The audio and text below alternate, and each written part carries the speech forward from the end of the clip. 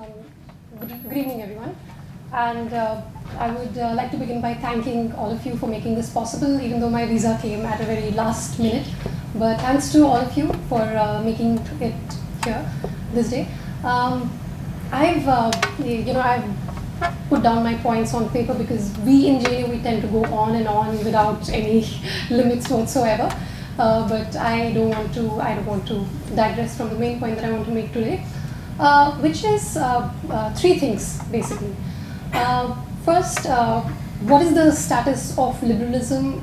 Who are the liberals? Who can afford to be a liberal today in India? And what is happening to liberalism? So that's kind of what I want to sort of reflect upon. The second point is, what are the connections between caste and fascism? And I don't think that this needs much elaboration, but I would still want to make some crucial points about it. And the third thing that I want to do is think through, along with all of you, on what is the way out of this mess, and how do we go forward from here. And we are at a time in our country where we need to have a campaign against mob lynching. That is the status of civil rights. That's the state of affairs in the country right now. And while we are, at some point during the 2012 anti-gang rape protests, while we were demanding the sky, we were demanding freedom, we were demanding legalization of gay marriage, we were demanding recognition of marital rape as a crime. We've gone back. We've gone completely back, and India at this moment in history is what I call in a reverse gear, if it can be termed like that. While we were thinking of legalizing gay marriage, or we were thinking of bringing up the issue of marital rape, now we are having to deal with anti-Romeo squads. And as the literature students here would especially take offense, Romeo was not a molester. And this attack definitely is not on, it's not on molesters, the attack is on consent. And we are at a situation in the country right now where consent is being increasingly criminalized, and non-consent it's recognized, as it always was. I mean, be it marital rape, custodial rape, rapes that go unrecognized, rapes during riot, rapes as a form of feudal punishment, all of that. And I mean, all of that is never recognized, all of that is always legal. I would especially like to thank SOAS, and there are people from other universities here in and around London who stood with us during the JNU campaign. So thank you very much to all of you. The support meant a lot at that point.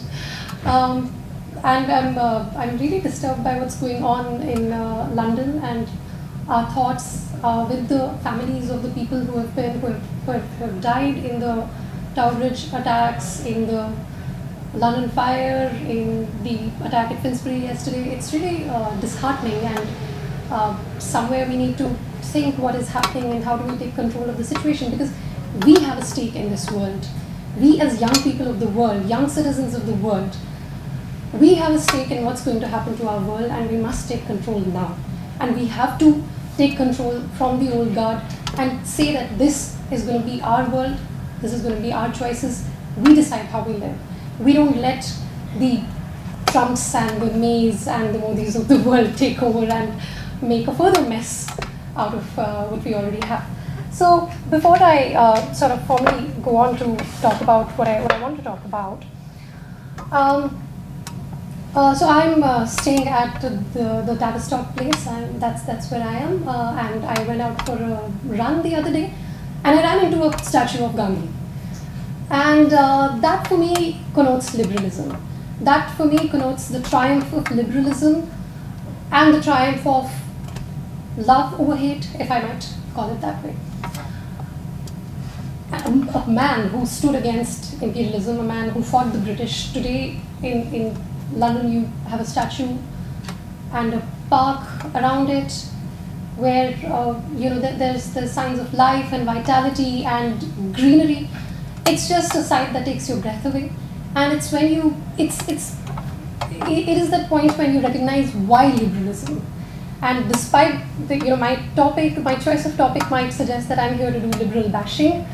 I'm always wary of speaking against liberalism because you always feel that you've spoken too soon. And I'll come in a bit to why we need liberalism. But one particular reason is that in India at the moment, while I run into a statue of Gandhi in London, in India right now, the Hindu Mahasabha, they want to build temples and statues of Nathuram Godse everywhere, the person who assassinated Gandhi. And Hindu Mahasabha is one of the various organizations affiliated to the multi-tentacled monster, that's the Sangh Parivar, RSS being one, BJP being the other one, ABVP being the student wing of RSS, and it's just a host of organizations, and the accountability gets distributed because every time we say that RSS killed Gandhi, the RSS is quick to jump in to say, oh no, it wasn't the RSS, it was the Hindu Mahasabha. But as we know, there were links and this being planned very much under the sight of the RSS. And many of you might be familiar with the situation that is there in India today. But I would like to say that this sort of rise of right wing is not something that is specific to India, as all of us know. It's happening globally, and one of the reasons that this is happening is because I know that the labor is increasing here. I know that. But globally, this rise of the right wing also connotes a particular situation that has arisen because of the international monetary organizations, structural adjustment programs, because of which, there's this whole superpower politics happening where we just don't know where the arms are coming from, who is arming the terror groups, who is funding the terror groups, who is allowing them to cross borders, and how stuff happens, how inflation increases, and how it can be controlled, how unemployment can be controlled. No one has a clue, least of all domestic governments.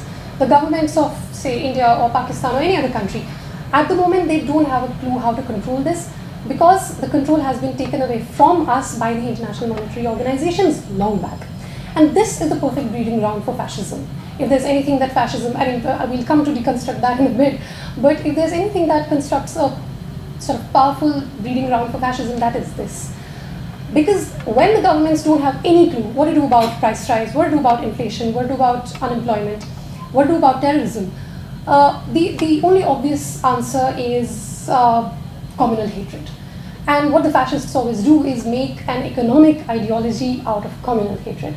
So in our case, it's the RSS and BJP, whining all the time how the Muslims have stolen our cows and how the Muslims have stolen our women, love jihad as they call it, and how Muslims are taking away our jobs, they are breeding like bunnies, and they take away our resources. Not that the capitalists are taking away resources, no, that just doesn't figure, no one wants to talk about that. So what fascists always do is they make an economic ideology out of communal hatred.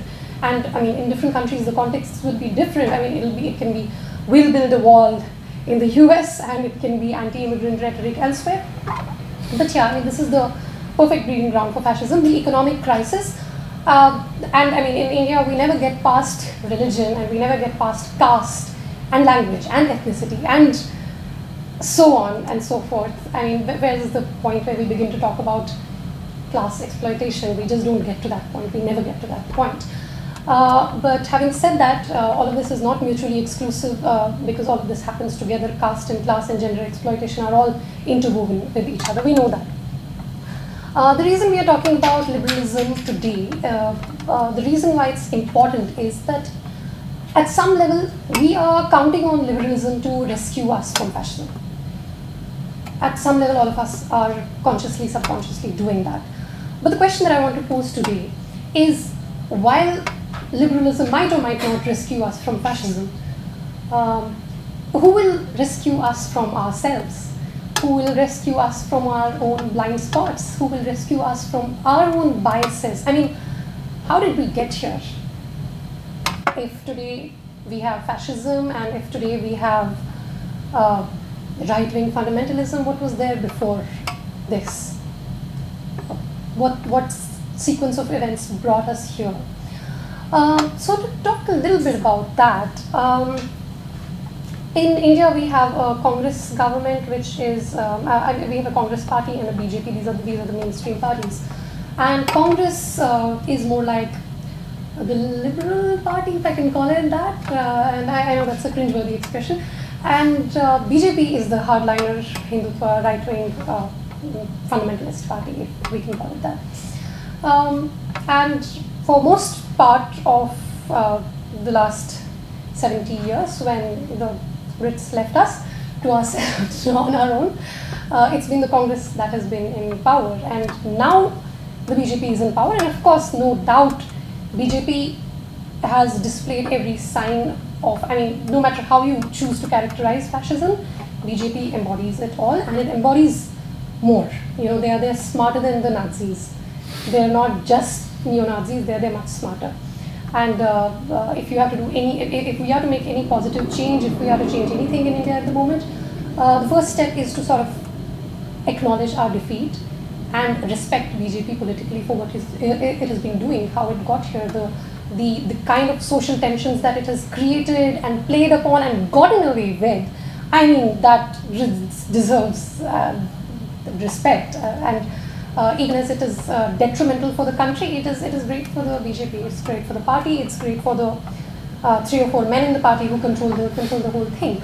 But, you know, we can talk about BJP, and we must talk about the Sangh Parivar and all, because often there is this confusion. The accountability, as I said, manages, you know, we fail to fix accountability because it is always, oh, it wasn't us, it was the RSS. It wasn't the ABVP, it was the RSS. Oh, it wasn't our office bearer, it was our ex-office bearer. So many of you might have heard of Sadhvi Pragya, for example. Sadhvi Pragya, you know, she's serving jail time because her vehicle was used in one of the terror attacks. And she was an ABVP leader on campus, and she was a violent vigilante like many of the ABVP leaders that we have today in Delhi University, if you noticed the Ramjas protests.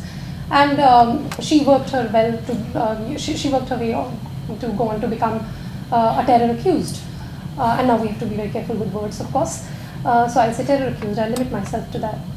But the moment you ask an ABVP person that, you know, what do you have to say about that? She's an ex-ABVP leader. They're like, oh, well, she's not an ABVP leader now. And whenever you say RSS killed Gandhi, they can actually put an FIR on you, and there are FIRs on people for saying RSS killed Gandhi because they insist that it was the Hindu Mahasabha that killed Gandhi. However, I'm going to get down to a couple of crucial points. Many of you might have heard about Yogi Adityanath. He is the chief minister of the most populous state in India, Uttar Pradesh. And I mean, Modi is very yesterday. Now Modi is on his way to becoming the peace ambassador of the world, hugging everyone, bringing smiles, shaking hands. He might as well get the Nobel Prize. We shouldn't be very surprised. We should be mentally prepared for all of that. So Modi is very yesterday. Now the brand new sort of symbol of fundamentalism in India is Yogi Adityanath.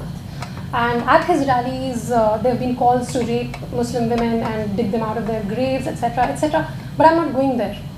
That's the easy part. The more difficult part that the RSS always avoids talking about is Yogi Adityanath, while he was a sitting member of parliament from Gorakhpur, he was aware of terror attacks being planned. And Sunil Joshi, who was one of the, he was later killed by the RSS, he was later eliminated by the RSS because he knew too much. And he was kind of like the weak link in the whole thing. So Sunil Joshi was someone who carried out a lot of terror attacks on Pakistan-bound trains and Muslim places of religious worship, etc. And this person goes to Gorakhpur, which is his constituency, his MP constituency, meets him, and this event is corroborated by a lot of eyewitness accounts and by the NIA, which is the National Investigating Agency, their own investigation corroborates this, that Sunil Joshi went to meet Yogi Adityanath and sought help for organizing the terror attacks. Now, if the eyewitness accounts are to be believed in full, then Yogi Adityanath was not very helpful to Sunil Joshi, and he kind of snubbed him, probably. But the point is that a sitting member of parliament is approached by someone who is organizing terror, and he doesn't turn the person in. And this is the party. I mean, he's leading a government led by the BJP right now. He's the chief minister of a state government led by the BJP now. And no media wants to ask this question.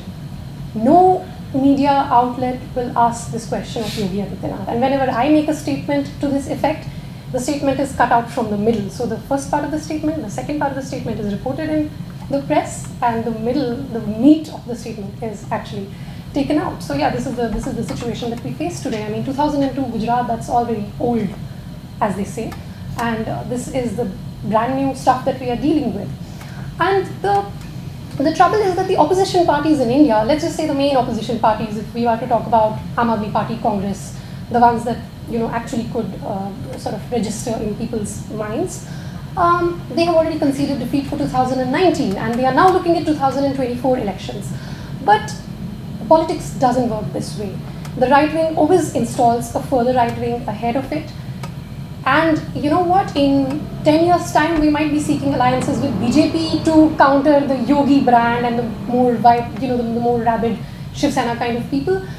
And we might be working with BJP, with the government that we are calling fascist now, in order to counter the more rabid right-wing groups and seek their help to protect the constitution and protect the country and protect the society. This is how politics happens. And it has already started happening in the sense that Shiv Sena has already started building pressure on the Narendra Modi government, saying that why aren't you implementing the Hindu Rashtra agenda, which is to say, why aren't you turning India into a theocracy? Why is India still a constitutional, democratic, secular republic? I mean, although that is debatable, but technically it still is. But yeah, I mean, that's what you're dealing with now. And Yogi Adityanath himself, within the Sangh Parivar, is a very tough contender for the top post, and he could become very inconvenient for Narendra Modi in the future, and then that is what we'll have to deal with. Ever since the Narendra Modi government has sort of gained power at the center, there've been attacks on intellectuals, there've been attacks on civil rights, there've been mob attacks on innocent Muslims and Dalits, and now this phenomenon is going viral. So, in a country like India, where the justice system is seen as very inefficient, where it is seen as everyone gets away, the police or the agents aren't seen as very effective. The idea of mob lynching can catch on very rapidly, and it can destroy our society within days. It has the potential to do that, because if the sense that we can do mob justice, and justice on what issue? I mean, if I were to quote 3 or 4 examples, there's Dadri, where a man was suspected of having eaten beef and which is still not proved. People barged into his house and dragged him out and lynched him. Someone was having an affair with someone in Rajasthan, and people just lynched him so brutally that I don't even want to repeat the things that they did to him. And someone was urinating, and an auto rickshaw driver stopped these people from urinating in public, and the auto rickshaw driver was lynched. And this is becoming a part of our everyday reality. We don't know how to study, we don't know how to do any positive work, we don't know how to carry on with our lives, because all the time we are responding to these situations. And it's really unfortunate, as I said, that now we are at a spot where we have to have a national campaign against mob lynching. And I kind of call it the lynch mob fascism, because fascism is an overused, abused word, we all know that. But I think it's time to sort of name it for what it is, because a lot of political potential gets lost in euphemism, and we are often very careful whether to say things or not say things, what is the terminology we should use. We shouldn't run the risk of being too, or we should be very objective while we are sort of doing all of that. The right wing does its work. So I think the challenge is to name this for what it is. I would prefer the term lynch mob fascism, because while we are waiting, or while the international community will wait till the point where concentration camps are set up and gas chambers are set up, concentration camps are not going to be set up, gas chambers are not going to be set up. As I said, these people are smarter than the Nazis, and lynch mobs are the concentration camps that characterize this fascism that is going on in the country right now. Having said this, having sort of declared a crisis right here, when we think of a way out of this mess, we can't really sort of keep on saying that there's something different about the BJP. Yes, we know there's something different about BJP. And often the comparison is with, whenever we talk about 2002 riots or the anti-Muslim massacre, as I would like to call it, the comparison is made with the 1984 riots, where it was an anti-Sikh pogrom, after all, and this was under the Congress government, the so-called liberal Congress government. And we are often asked, what about 1984? What about 1984? The only thing that I have to say about 1984 is that while the people who were involved, who were at the helm of 1984, Jagdish Tytler, the other people, they didn't go on to become the prime ministers. But here, in case of 2002, the person who was actually in charge at that time went on to become a prime minister with the claim that he is a development man. He is a very capable administrator. And no media person, no media outlet bothers to ask the question that if you are such a capable administrator, there were people being killed right under your nose for 3 days and you didn't know. How is that possible? Your own ministers were involved in it. I mean, Maya Kudnani was a person who was an MLA under the Modi government at that time, and in the next election, when the next government came, again headed by Narendra Modi, she was made the Women and Child Minister. And right now she's been convicted and she's serving a life sentence for her role during 2002 massacre. And Modi claims that he doesn't know. And we are all lost in technicality, whether to call him a mass murderer or not call him a mass murderer. That is the technicality that we are lost in. I talked a little bit about the terror networks of the RSS, but I would like to mention a few more points about their terror networks, because a lot of the funding of the RSS comes in from here, from the UK actually. And there are people who can describe this better than I can. Unfortunately, they are not here at the moment. But people have done a report. In 2004, for example, there was one report that talked about how the funds that were raised by Seva International here in the UK, which was like a front organization of the RSS, these were misappropriated and these were sort of diverted to RSS shakas. These were diverted to RSS. I don't know if everyone understands what a shakha is, but basically a node, maybe. They have shakhas everywhere, they have nodes in every district, etc. And these are the local points of contact. These are the ground organizations that are the front bases of RSS. And a lot of money was diverted to that. And the people who, the organizations that raised the funds here, the organizations that diverted the funds,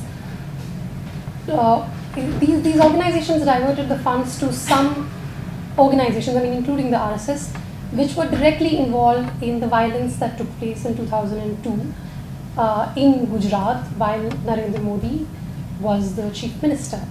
And it is just as simple as that. And now these are the same organizations that are blocking an anti-caste legislation in the UK. And that really brings us to our second point of caste and fascism, how these are connected. I mean, the sort of RSS has its terror networks. RSS is a fascist organization. I mean, what's really different? There's nothing really. I mean, the modus operandi is not really different. But in case of terror attacks, they organize bomb attacks. In case of fascist attacks, they organize it through mob lynching, etc., and riots. But the only difference really is that when they organize terror, it is through non-state actors. And when it is when we are talking about fascism, we are essentially talking about how this is perpetrated through state institutions. I mean, in the most recent incident in Rajasthan, again right now, a person named Zafar, who was also a left activist, he was lynched by government officials. He was lynched by government officials because he was stopping the government officials from photographing women who were urinating in the public. And this doesn't get any more ridiculous. It doesn't get any more ridiculous than this. And here, the lynch mob fascism that I talked about, which was more in the domain of the non-state actors, I mean, RSS functionaries, yes, sure, but also like common people who are incited to do this. And now it's government officials doing the same thing. And you just don't know where to separate terrorism from fascism, from state, from non-state. It's all mixed up. It's so bizarre at the moment that this seems like stuff out of fiction novel, a dystopic one, of course. But this doesn't seem, and the fact that we are talking about it with a straight face, sitting in a seminar room, that itself, is a bit disturbing, because we should be out on the streets, and we should be confronting the RSS in India and in the UK. We should be calling out their funding networks. Their terror networks need to be exposed. How the RSS is working, these difficult questions need to be asked. But the point is, who will ask those questions? And as I said, that this, like everything that sort of characterizes fascism, anti-intellectualism, and attack on press, etc., all that is happening, yes. But how is the press responding? That is very important. So recently there was an attack in the sense that, of an ideological attack on Pranay Roy. He was a very, he's a very eminent Indian journalist, and there was a CBI raid at his place. And this was seen largely as something that could create a chilling effect on journalists, because NDTV is, broadly doesn't succumb very much to the RSS agenda, to put it that way, to make it simpler. And in response, I mean, there was a great response in the sense that all journalists spoke up. But there was a press conference that was held by the Press Club of India, and nearly everyone who, anyone who is an eminent journalist turned up. But there was a panel, which was not a panel, which was actually a manel, which consisted of Arun Shourie and which consisted of Fali Nariman. I have great respects for Fali Nariman and a lot of other people. And this was all upper caste men sitting down on a panel and talking about press freedom. And that really makes you think, what is the freedom that we are talking about? So that's what I mean by saying that while we are counting on liberalism to rescue us from fascism, who will rescue us from ourselves? Who will rescue us from, the fact that there's an all-male upper caste panel on which, even eminent women journalists like Barkha Dutt or Madhut Rehan are not invited to sit. Of course, they are there apparently, not all of them, but no one is invited to sit on. No woman is invited to sit on the panel, and it doesn't come across as odd to anyone. All this while the BJP government, the Narendra Modi government, has all these campaigns in the name of women, like Beti Bachao, as in save the daughters, and selfie with daughter, etc., etc. Feminism kind of is being deployed very conveniently by the right wing, while we fail to see the obvious. And this is why I sort of want to make the point, or want to make a case for a radical liberalism, if we might put it that way. And liberalism is it's understood in a much different way in the UK than it is in India. Here it is a much more respectable term. In India, it's not such a respectable term. So liberalism might have its blind spots, and it might or might not be able to rescue us from fascism. But then, who will rescue us from these tendencies? I want to ask a question here. Since when has fascism been around? Talking about India, is it since 2002 when Narendra Modi was the chief minister? Is it since 2014, the day he became prime minister? When exactly did fascism come? What was the point when fascism came to India? The simple answer to this question depends on who you ask. And unless we understand this, I don't think that we can actually fight back fascism, because I don't know how to go to a tribal area and mobilize them for my cause and say, what, fascism is here and we need to fight. I don't know how to do that, because for them, it's always been fascism. The way the state has treated them as subhuman entities, violating the integrity of their space, violating the integrity of their bodies, their rights, everything. It's been far worse than what we experience in the university today. It's far worse than what we experience as attacks on press today. this anti-intellectualism and McCarthyism and Islamophobia and everything that's happening now at the university level or in more urban spaces, in more recognizable media spaces, that's been always happening in tribal areas. That has always been happening to Dalits. So while, and I mean, this is the poverty of liberalism in a sense, because at the moment in India, the presidential elections are coming up, and which is through it's not a direct election, it's through the parliament. There's a political budget which elects the president. While the right wing, the BJP, is looking to put up a Dalit candidate, which is, Dalits are the ex-untouchables or the so-called lower castes. While the BJP is looking to put up a Dalit man as the presidential candidate, the opposition is yet to come up with a name. And the only people that the opposition is chasing are the family loyalists and the old aristocracy and the old elitists, decent men, great men, very ethical people. But this symbolism, I mean, we kind of miss this symbolism, what the BJP is actually doing and what we are missing. And this sort of brings us back to Ambedkar, who had said two very important things. I mean, first, the whole crux of Ambedkarite theory is about self-representation rather than proxy representation. And if we miss this point, we'll never be able to build organic ties with the Dalit movements and with the Dalits, because it doesn't make sense to go to a Dalit locality and say that, you know what, there's fascism and we need to fight. They will ask you, what do you have to say about the questions that we are being confronted by for centuries? So self-representation is being taken seriously by a BJP government which is consistently attacking Dalits at the moment, which is, there was the Una agitation where Dalits were flogged publicly, and then there was a massive rally opposing it. In Saharanpur, Dalits are being massacred, their houses are being burnt, all under the Yogi Adityanath government. And this is the government that gets to put up a Dalit candidate while the opposition is still chasing old aristocracy, family loyalists. And this makes us wonder, what does liberalism stand for today? Is it just elitism? I would sort of like to bring in Arnab Goswami now after Ambedkar. It's a letdown, but no, we need to listen to this guy. So GQ, the Gentleman's Quarterly, recently did a profile of Arnab Goswami's where they asked him, what do you do?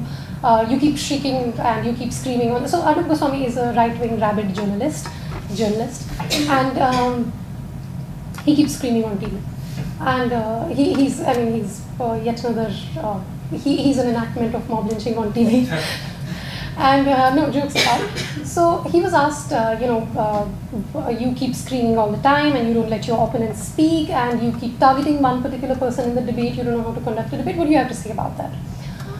So he says that I'm not embarrassed of shouting people down because I mean to ask difficult questions. He doesn't ask difficult questions, he's very soft on Modi. He talks like this to Modi. So yeah. But that's a separate question. It's because politics is all about perception. So this is what the perception is, and this is what he says, this is what he has to say, and it's very important. He says that I mean to ask difficult questions. And I remember that as a young reporter, I was chasing this politician who had corruption charges on him, and he just wouldn't give me a bite. He just rolled up the window panes of his car and he drove away and he won't give me a bite. And then I realized that I'm not in the charm circle of Lashin's Delhi. I am not sipping champagne with the politicians, and there is this charm circle, and they only give bites to, the journalists who are preferred are people who sip champagne with politicians, etc., etc. Now there are two tropes here. The first trope is elitism, the second trope is alcohol. Let me talk about the first trope. Is it true in a sense that there is a charmed circle of journalists who may or may not ask difficult questions? I'm not questioning their objectivity per se. But I'm saying that, is it true that in the public perception, the liberal journalists are elitists, in fact? And this person, this person is now reclaiming, he gets to claim the monopoly over the subaltern discourse. He gets to claim to be the, the voice of the non-elites. And that is something that we really need to understand, because unless we understand that, we won't understand why the right-wing government is in power and is getting ever stronger in India today. There's another trope. There's alcohol. If I as a urban liberal young woman, whatever, if I go out on the streets and I demand the right to go to a pub, the right to wear a short dress, this is portrayed by the right wing as an essentially elitist demand, because after all, which are the girls who can go to a pub? Which are the girls who can afford to wear short dresses? And we've seen the attacks on pub-going women by Ram Seni, which is again yet another right-wing outfit. There are many of those. There's a whole platter. And while it is the BJP politicians who are sort of running breweries, I mean they run breweries, but the perception that they try to or have successfully tried to portray is that they are the ones who represent the unrepresented. They are the ones who represent the poor. Now, there was this very bad policy decision called demonetization by the Narendra Modi government. And while all the opposition parties were in a fix as to how to oppose this, because this was, the Narendra Modi government said that this is an attack on corruption. The opposition just didn't know what to do about it, because the moment they would attack demonetization, they would be seen as being corrupt, because this was seen as a way to extract black money out of black people who are holding black money. And the moment anyone would protest, they would be termed as, oh, well, you know what, that's the guy who has black money. So of course we could not build any movement on this, and this hit the poor in the worst kind of way, because cash wasn't available at ATMs and people actually suffered and died in queues and actually starved to death. I mean, it was that bad, and people actually went to the barter system in some villages. At a village near Ambala, there was actually people actually went to the barter system back, while Narendra Modi is saying, oh, this is a move to bring down corruption and bring in a digital revolution, etc., towards a cashless economy. It is the poor who bore the brunt of demonetization, and it is the poor who supported demonetization through and through, because if the poor had decided to come out on the streets and protest and say, what is happening? What are these queues at the ATM machines for? Why are we holding the black money? They actually didn't do it. I mean, we couldn't mobilize the poor people against what was affecting them the most, because it was seen as an attack on the rich. It was seen as an attack on the elite. And that basically sums it up. I mean, if the Narendra Modi government can get away with demonetization, it can actually get away with setting up concentration camps, and we shouldn't be surprised. And that gives us a clue as to how to fight back. We can't fight back in the old rotten language of liberalism, which is on its way to becoming a stigmatized concept. And again, I'm stressing this, that it has a different connotation in the UK than it has in India. The word secular, for example, was successfully stigmatized by the right wing and by calling it secular. And Professor Zoya Hassan has written about this. She's documented the whole, Organizer is the mouthpiece of the RSS, and she's documented how Organizer successfully stigmatized and degraded the concept of secular to the point where secular is seen as synonymous with corrupt. So the parties that come together at the time of elections, so for example, in the UP election, there was a Congress and Samajwadi Party alliance, which was seen to be, which was hoped to be the secular alliance. It was basically a corrupt alliance. And that is what we are working with at the moment. I mean, there's a huge alliance of political parties being formed at the center, being formed in India, in which we have everyone from RJD to Samajwadi, and this will sort of unveil itself in the next couple of months. But this makes things easier for the RSS, because they can again say that, look, these are the nepotists, these are the corrupt people, these are the people who have been in charge all along, and the moment we come to power, we, the new party, they used to call themselves the political untouchables. BJP used to call itself a political untouchable. And Modi tries to say that he was a tea seller and he worked his way up to become the prime minister, again reclaiming the subaltern narrative. So these people can very well say, oh, you know what, that's the bunch we are up against. That's the bunch of the old nepotists who are installing their sons and daughters as chief ministers after them, who are corrupt to the core, who are engaging in criminal activities, and we are the clean, development-oriented, digital revolution leading youth party. So please, you know who not to vote and who to vote to power, and it will actually only make them stronger. But we at this point, I mean, must remember that our fight is as much against the opposition as it is against the government, because no one has ever really spoken about our demands. I mean, there are several issues that we were hoping that the opposition would raise. The disappearance of a student named Najib in our university, several other issues, fake encounters, women's issues, 377, which is the law that criminalizes same-sex relations. We were hoping that the opposition would talk about all of this. The opposition has never talked about this. So we as youth, we are up against not just the ruling party, we are not up against just the opposition, we are up against a system. And the structure is so rotten that you can't fix it with band-aids here and there. You can't fix it with one little lotion or one little balm over there and one little surgery over here. You just can't fix it. The system needs an overhaul. And we know that we've been saying this, but I am convinced, I mean, of course, in the university spaces we've been saying this, but I'm pretty convinced that the revolution is not coming out of liberal media, and the revolution is not coming from the university either. Because in the university, we are sort of forced to focus on, small little issues every day. Every day the government will come up with some fee hike proposal, or CCTV installation, or limiting the timing of the dhabas, the places where we have tea, the coffee shops, limiting the time of girls' hostels, etc. I mean, this is what we are involved in on a day-to-day basis in Jawaharlal Nehru University today, which is the top university of India. It's the #1 university. It continues to hold one distinction after the other. It continues in the government's own rankings to be the #1 university. But we are not able to fight back the attack, because the RSS has infiltrated all institutions. The RSS has infiltrated the universities, it has infiltrated the media, it is now on its way to infiltrate the judiciary. And we're not able to fight it back because they have infiltrated the whole system and we are only resisting. It's time for us to mainstream the resistance.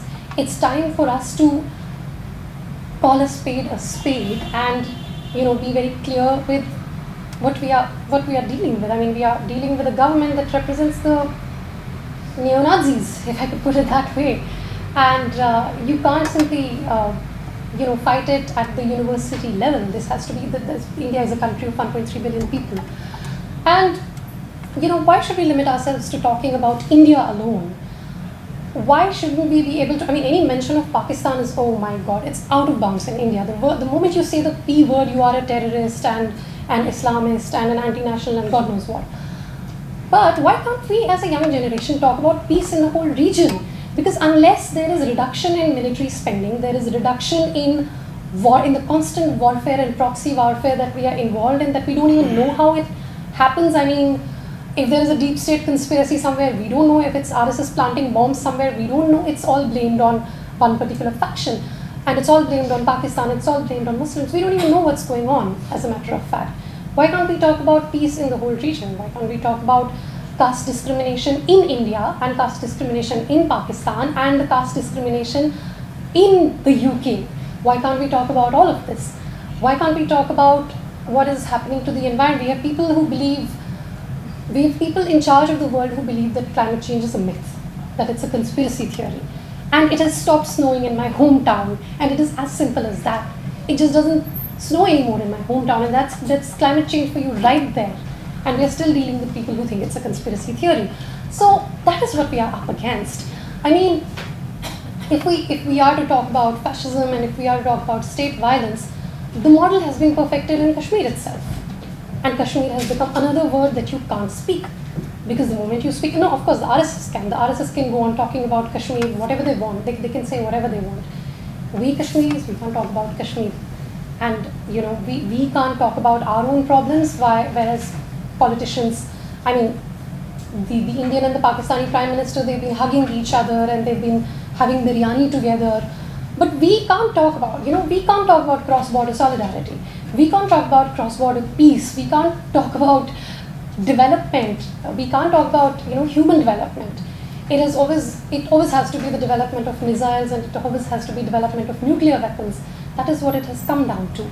And unless this is fought by the youth together, as much against BJP, as much against Congress, as much against any other party, we're not going to get anywhere.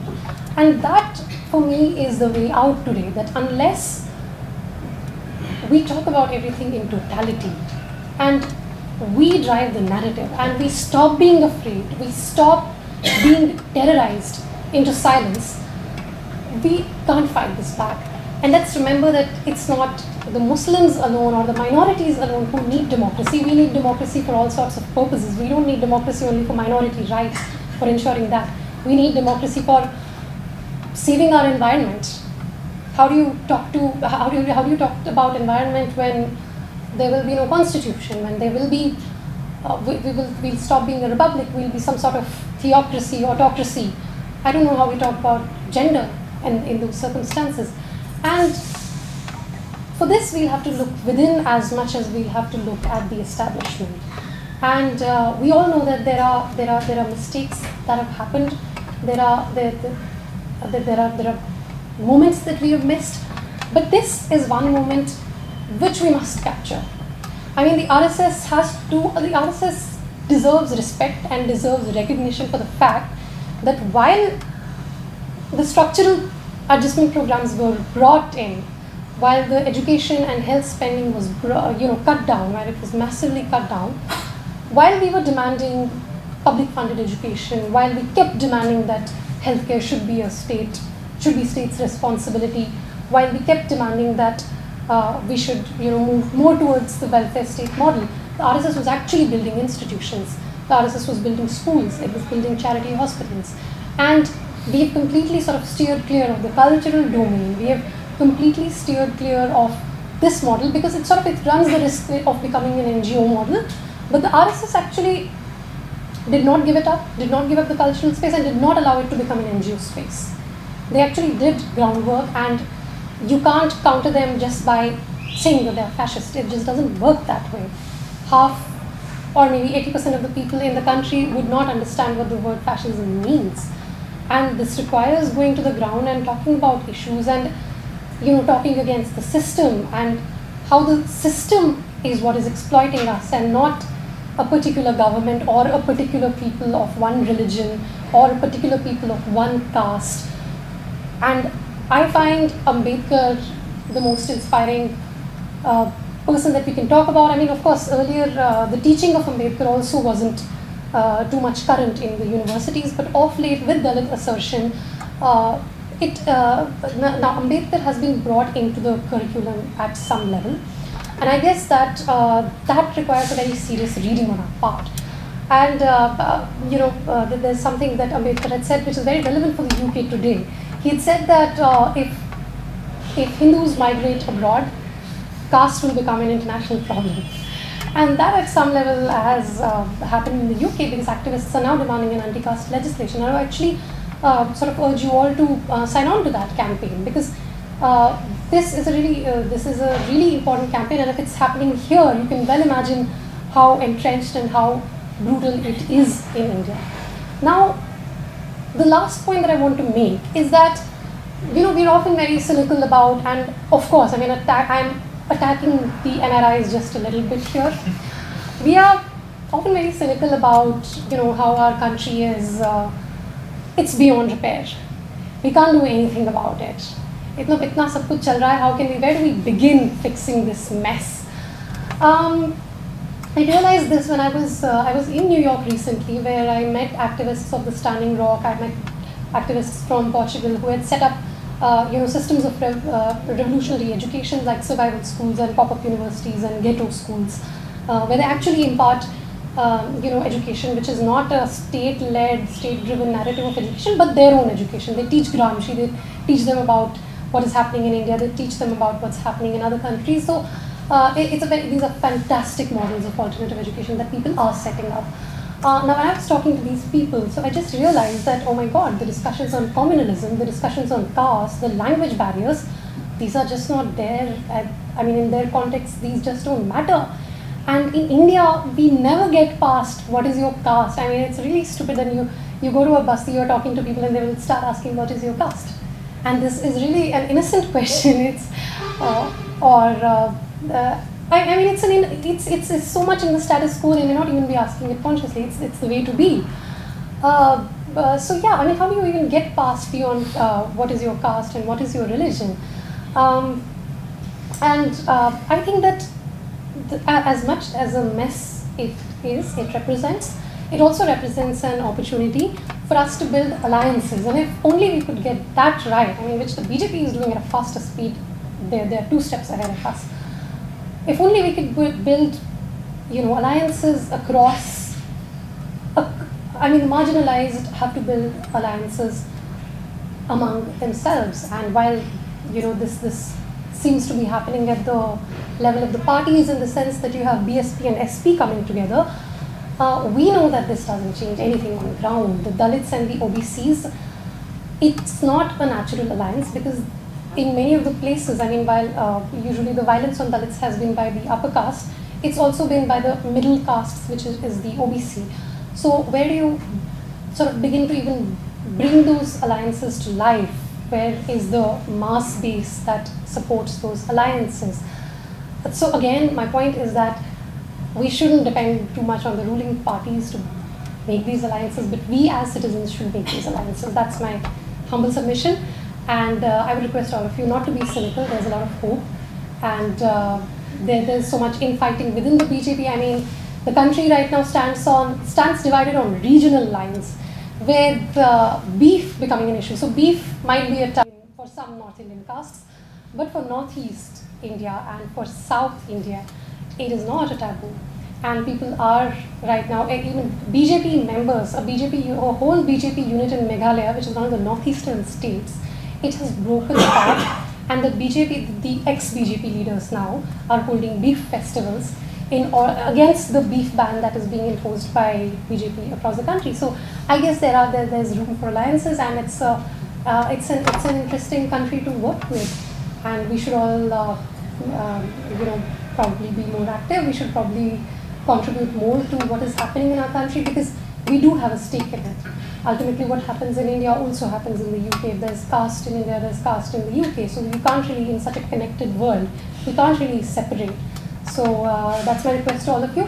My request to all of you would also be to join this campaign against mob lynching in whichever way you can. If you can write about it, if you can support the victims' families to rehabilitate, because this is a tremendous amount of trauma that the families struggle with. I mean, after lynching happens in the family, one doesn't know how to sort of cope with the shock of it. And it's your neighbors, it's people who you've lived with for decades, and they come into your house, they drag you out, and they kill you.